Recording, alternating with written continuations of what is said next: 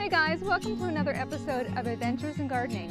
I'm going to be working on a project inside today and mounting that Staghorn fern that I got at Logees. I think it was early November that we went out there, and it's been waiting on my kitchen counter ever since. So today is the day. But first, I'm going to need some help resizing a board, and I know just the guy to help me with the project. So whenever I need help with a project, I know just the guy to ask. This guy right here. This is my father-in-law. And let me tell you something, I can dream up some really crazy schemes, and all I have to say is, hey, I've been thinking about, or wouldn't it be great too? And he's like, yeah, I'm in, I'm totally in. So when I need something done quickly, he's the guy that I come to. So we're gonna cut this board and set it up for the mounting of the Staghorn fern.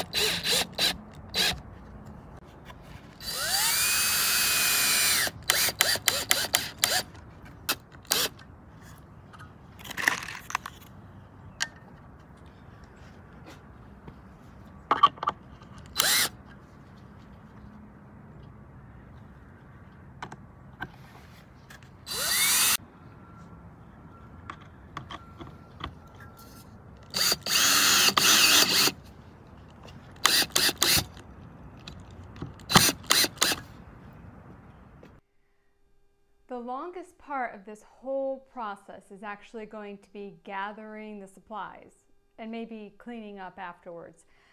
But I have everything that I need now. This is the Staghorn fern that I bought at Logees in November, and I cannot believe how much this has grown since I got it. I'll link the video below if you want to go back and look. We basically ran through Logees and videoed every plant, but quickly. So next time I visit, I will do it a lot slower. But so this has been sitting on the counter, and what's happened is some of the leaves hit, the surface, and they kind of got crimped. So how do you know when you're mounting your Staghorn fern which side should be the top? Well, it is the part that has the active growing little piece right there. So it's going to be mounted like this, okay, as opposed to, yeah, see, that doesn't look natural, right? All right, so that's how we're going to mount it.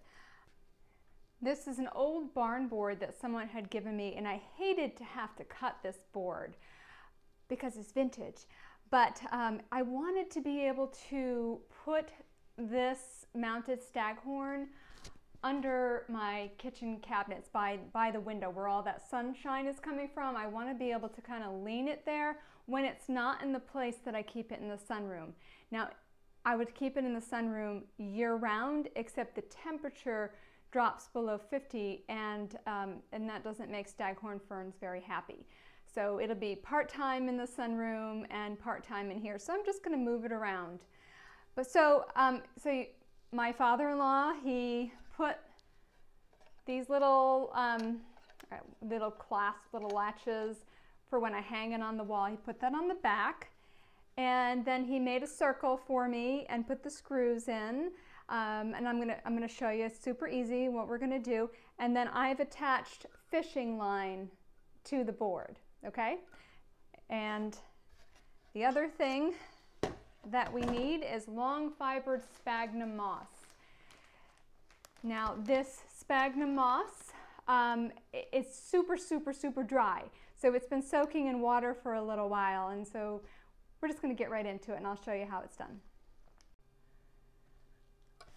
All right, so I'm hoping that this is a good view. I've got one shot at doing this because it'll be a really long time before I have to mount another Staghorn fern. So I hope the light's not too wonky in the back. Staghorn ferns are epiphytic, which means that they grow on the sides of other, like trees and on the sides of things. So they don't have a really big root system. Okay, they absorb, they get their water from their roots as well as through their fronds. So this is the root system right here. So what we're going to do, boy, I wish I had a videographer. So what we're going to do is we're going to put this in the center of the board. How's that? That's a little better, I think.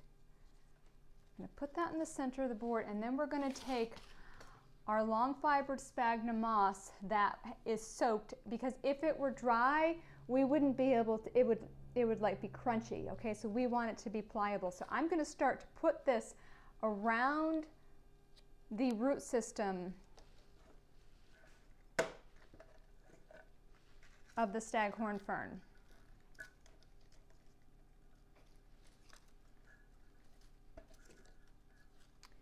Sure.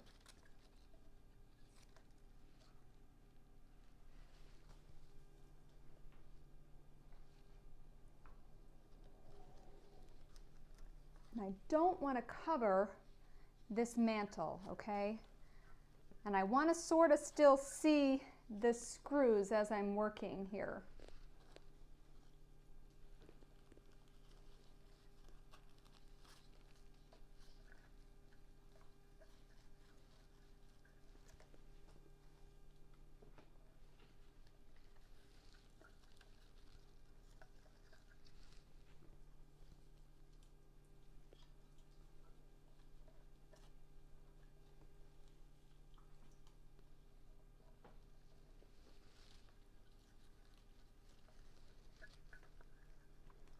And I'm pushing this together a little bit.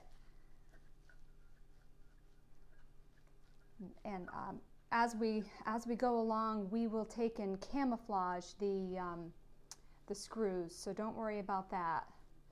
But right now, you're building up your moss layer inside the circle of screws. I want to make sure I'm keeping this straight at the same time, keeping the growing tip at the top, because I mounted a crooked one before.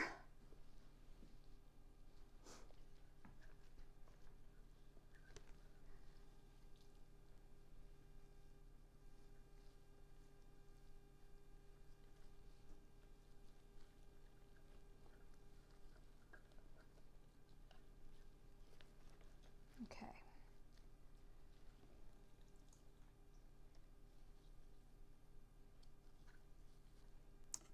All right, so now I'm going to take my fishing line and I'm going to wrap it around the screws.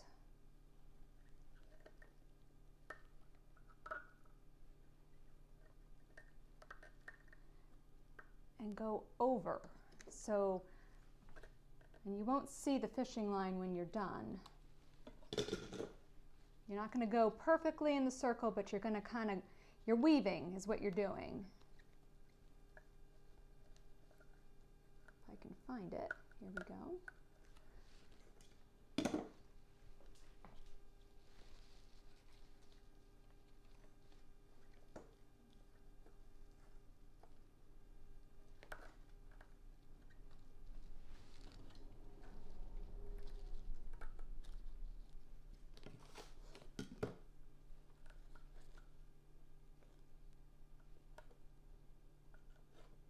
And you can go back and forth. So the goal is to really take and keep this in place. So we're going to go back and forth and around with the fishing line. And then, so I'm twisting it around the screw heads each time a little bit. And then you can continue to add the moss, okay? So I'm building up the base of it.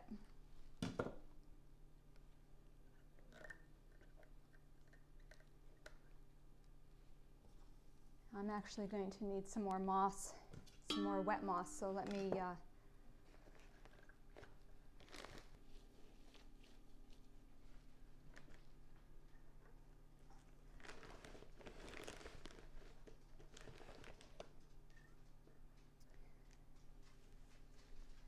and as you're going along, you'll see parts of it that look not as plump as the other sides. So you just add some more moss and then you just keep on wrapping until you're happy with the shape of it.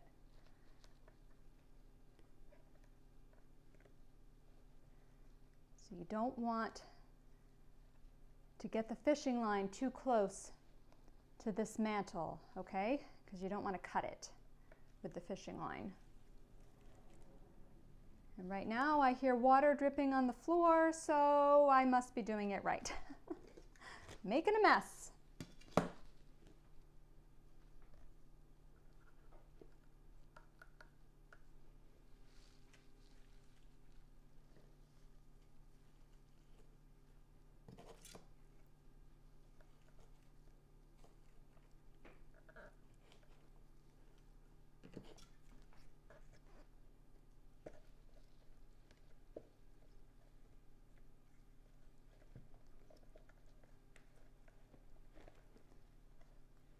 And as you're going along, it'll be harder and harder for you to locate the screw heads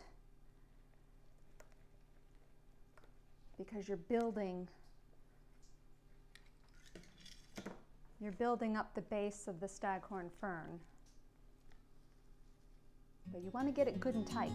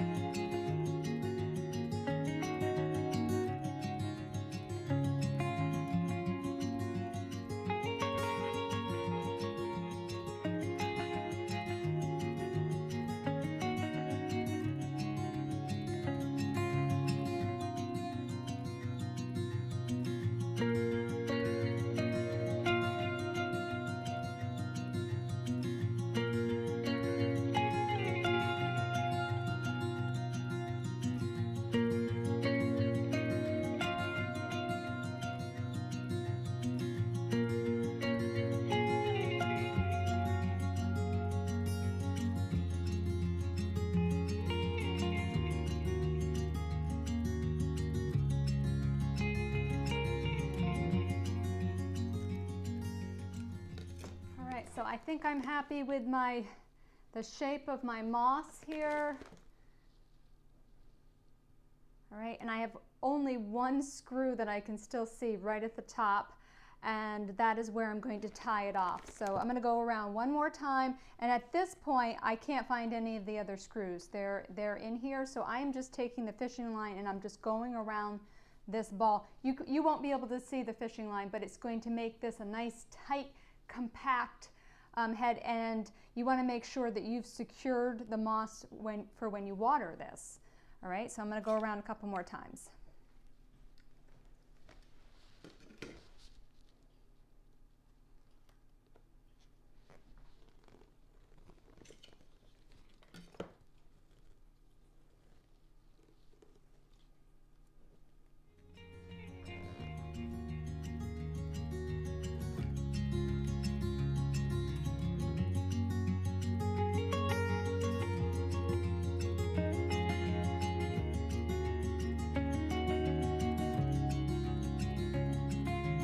Okay, I am pretty sure that that looked as awkward and messy as it felt when I was doing it. It's really not that difficult. It's just when you're trying to do it so that other people can see it, that it's a little challenging. But okay, so here we are. All right, so we've got that nice looking mantle. You know, the only thing is I wish I had tilted that root ball maybe a little artificially, but you know, I think it'll work itself out. So I will be able to hang this on the wall in the sunroom for most of the year, but the rest of the time it's going to be in the kitchen, at least until it outgrows this space on the counter here. So how do we care for our staghorn ferns? All right, so I'm in zone 6, and they can go out for the summertime, but when they go out for the summer, they are going to have to be in the shade. okay, in a shady spot outside, and it's going to have to be with nighttime temperatures of 50 or above. This time of year when it's indoors, for most of the year when it's indoors, it needs to be in a spot that gets bright indirect sun, okay? So basically this room that we are in is a very, very bright room. I am going to I'm going to spray this staghorn fern on a regular basis, okay? And I'm also going to water the entire root ball, okay? And that's really all there is to it. Now that I have it mounted, it's definitely I love it. It's definitely a conversation piece.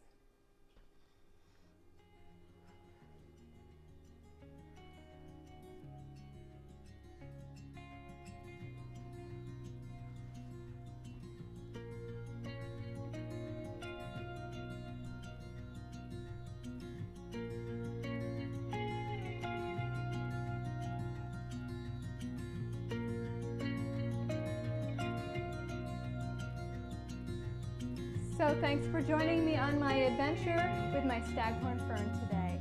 I hope that you'll subscribe so that you don't miss out on all the plant-related things that we're going to be doing, even in the off-season of gardening. So go ahead and subscribe and join me on the